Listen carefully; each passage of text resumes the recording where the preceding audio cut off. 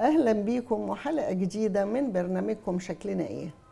مكملين الموضوع اللي اتكلمنا فيه عن حواء الجديدة في وجود قدس أبونا يوحنا فرج. أهلا وسهلا بيك يا أبانا. اهلا يا دكتور. تعبينك عشان بس الموضوع اللي أثرناه وتلاقي كل الناس بعد ما شافوه عايزين يعرفوا التكملة إيه. لا طبعا اخد بركه. تعيش يا أبونا. عايزين نتكلم عن تدينا، هو في عنوان شيق قوي بيقول ازاي نتخانق، كما لو كان هم عارفين يتخانقوا ازاي. طرق فض النزاع. وانا شايفه انه قدسك حاطط لها اسماء كده غريبه، قدسك اللي تقولها. انا استغربت قوي لما لقيت الحل منهم في النزاع القرش المبتسم. الاول افتكرته القرش لكن طلع سمكه القرش. مش كده ولا ايه؟ طيب تقول لنا يا بونا ايه هي الحاجات اللي بتسبب الخلافات، نستعيدها عشان قلناها المرة اللي فاتت. حاجة من ضمن الحاجات اللي بتؤدي إلى المشاكل ما بين الأزواج هي اختلال الأدوار. يعني الزوج ليه دور والزوجة ليها دور تاني مختلف. احنا اتفقنا ويمكن اتكلمنا في المرة اللي فاتت ان المساواة ما بين الراجل والست هي موجودة. احنا ما بنقولش الراجل اهم ولا الست اهم، بالعكس الاتنين ليهم نفس الكرامة قدام ربنا، لكن كل واحد ليه دور.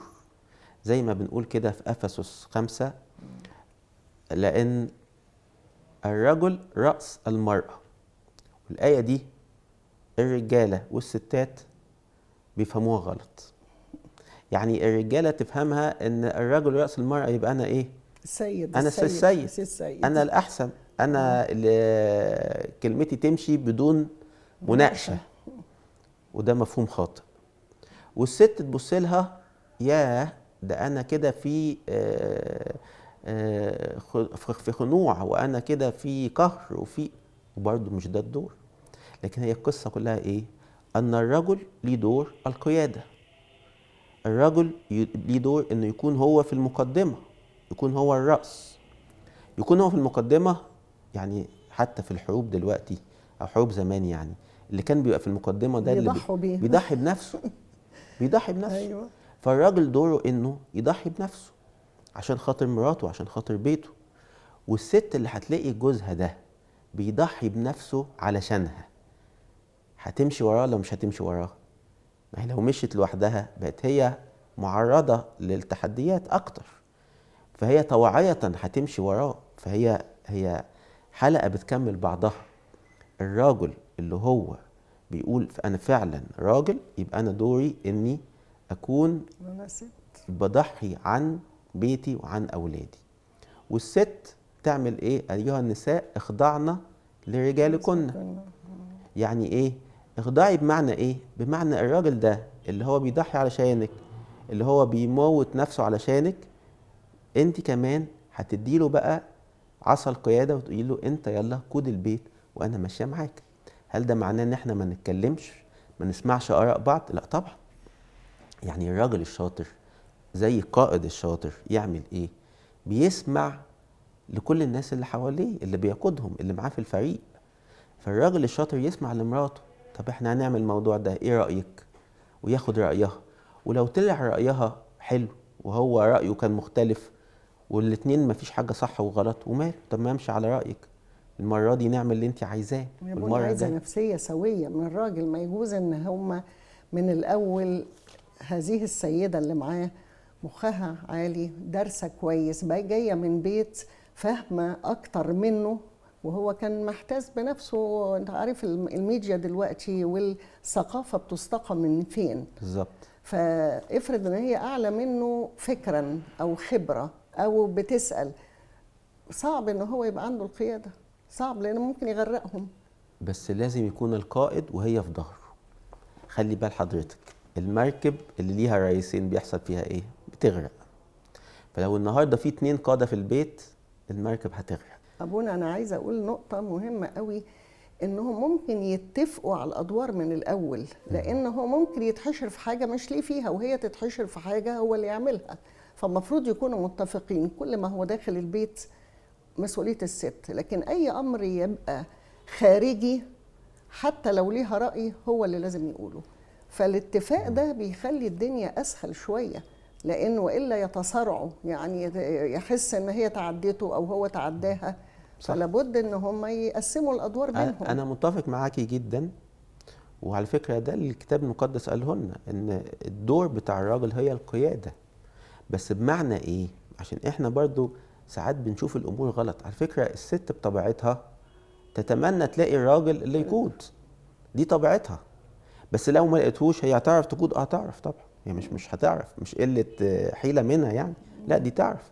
بس هي تتمنى انها تدور. يعني انا كان عندي مشكله، احد الازواج هو مش عايز يقود، مش عايز ياخد القياده، عايز يريح دماغه، عايز يعني. يريح دماغه. وهي شاطره جدا وشاطره جدا في شغلها ومتقدمه جدا. فلما هي اتحط عليها دور ان هي لازم تقود، بقت هي اللي بتقود لوحدها. مع الوقت حست ان انت بتعطلني، ان انت بقيت بتشدني لورا. فالنتيجه ايه؟ حصل اختلال في الادوار. والنتيجه ان هم وصلوا للانفصال. نتيجه ايه؟ هو حلو وهي حلو، بس هو الاختلاف في الادوار او الاختلال في الادوار بيؤدي لكده. لازم نفهم الادوار. انا دوري ايه؟ انا دوري راجل بقود. طب حاجه انا مش عارف فيها، مش فاهم فيها، والست بتفهم فيها اكتر مني، وماله؟ ما هي ممكن هي وهي في ظهري هي تقول لي خلي بالك اعمل كده، خلي بالك احنا محتاجين ناخد كده، خلي بالك احنا القرار ده ممكن يأذينا بعد كده. مفيش ما يمنع ان احنا، عشان كده انا قلت لازم نتكلم مع بعض ولازم ناخد اراء بعض. اي قائد ايا كان في مكانه، في شركته، في اي اداره، لازم بياخد اراء الناس اللي حواليه، لانه ما يعرفش كل حاجه. بالظبط. القائد مش لازم يكون يعرف كل حاجه، بس لازم يكون بيعرف يسمع ويعرف ياخد المعلومه من الناس اللي حواليه وياخد القرار في الوقت المناسب. ده دور القائد. فالزوج في بيته لازم يكون قائد بنفس المنظر. مراته اهم شخص في المنظومه، فلازم يسمع ليها كويس قوي، لازم ياخد رايها كويس قوي، ولو لقى رايها صح يمشي بيه، مفيش ما يقلل منه خالص. هو دايما حتى في القيادة القائد الناجح هو اللي يدرس الأمر، حتى لو كان قال حاجة غير كده يغير القرار.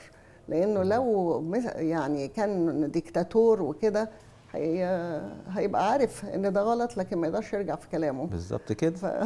بالظبط كده. طب يا بونا، موضوع الخمس حلول بقى بتاعة الخناق. الخناق لازم نبتدي نتعامل معاه بحرص، لأن أنا كأني بتعامل مع مادة قابلة للاشتعال. فلو أنا اتعاملت معاها بدون حرص هتولع في وشي، تعمل مشكلة. فعشان كده لازم أتعامل معاه بحرص. يعني إيه؟ ولا أتجاهله، ولا إن أنا أتعامل معاه بعنف. يعني في وقت من الأوقات بتبقى الخلاف اللي بينا محتد جدا.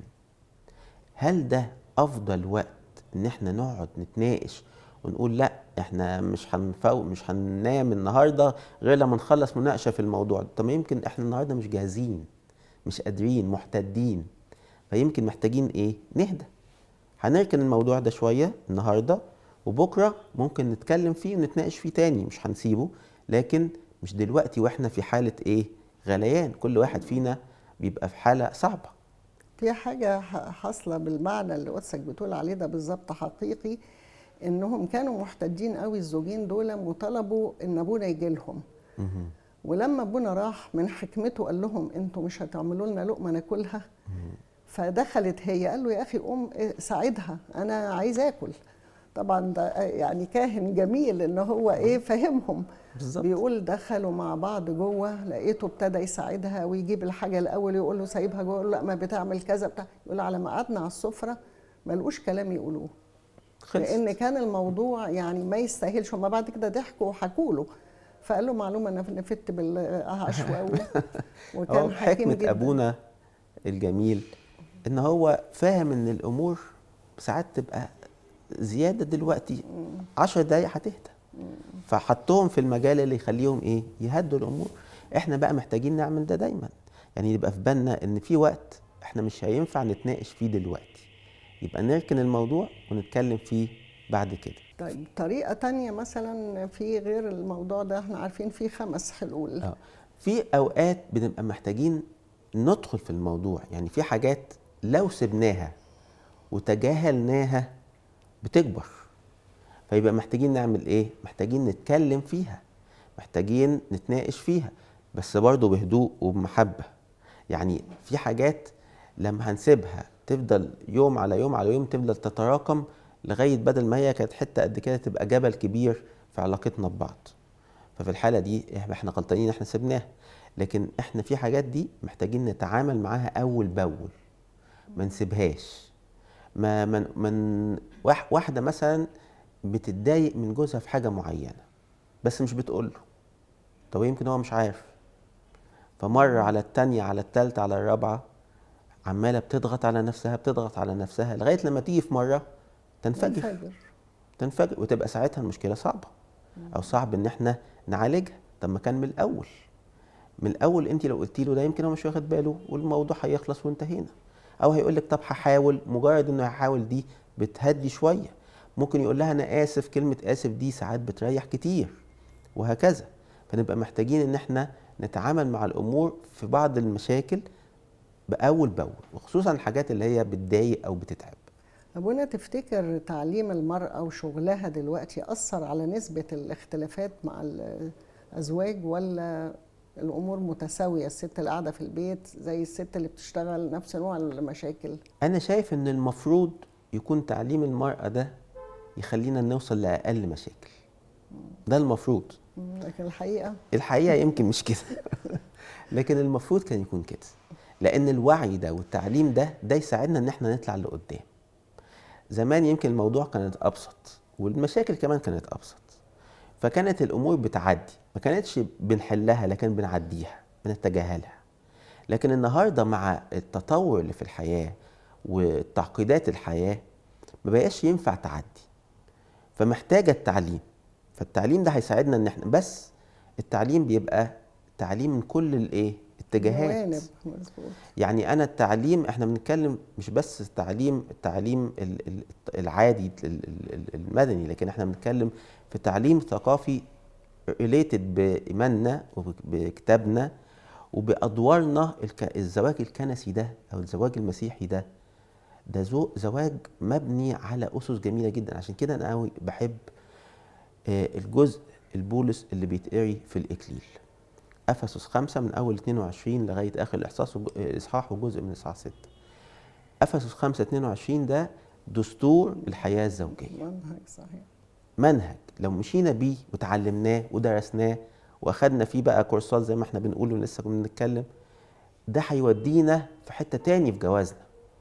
ولو اغفلناه وابتدينا نستقي معلوماتنا من مصادر تانية بعيدة عن مفاهيمنا الكنسية، ده بيحطنا في مأزق. عشان كده مهم ان احنا نساعد نفسنا. أبونا داود عامل كتاب اسمه الخدمة هي الحل. وفعلا دي حلت مشاكل لناس كتيرة قوي، لأن طول ما هم بيبقوا فاضيين أو يعني مكتفين بمشاكلهم أو كده، إنما ما يخرجوا ويشوفوا دنيا تانية ويهتموا بناس تانيين ويعملوا أي حاجة. يعني مش هم الخدمة وعظ ولا أي حاجة، لا، افتقاد أسر.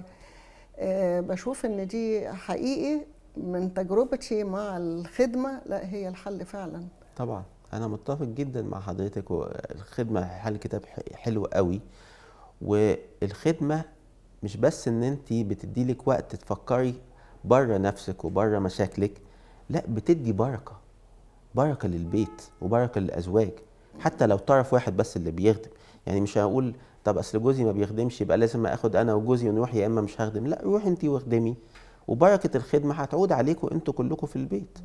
فطبعا الخدمة دي حاجة جميلة جدا.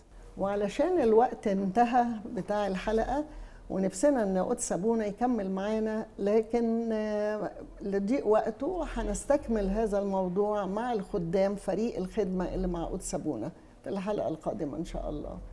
نراكم بعد اسبوع في مواضيع جديدة تهمكم وتهم كل أسرة من موضوع حواء الجديدة. الى اللقاء.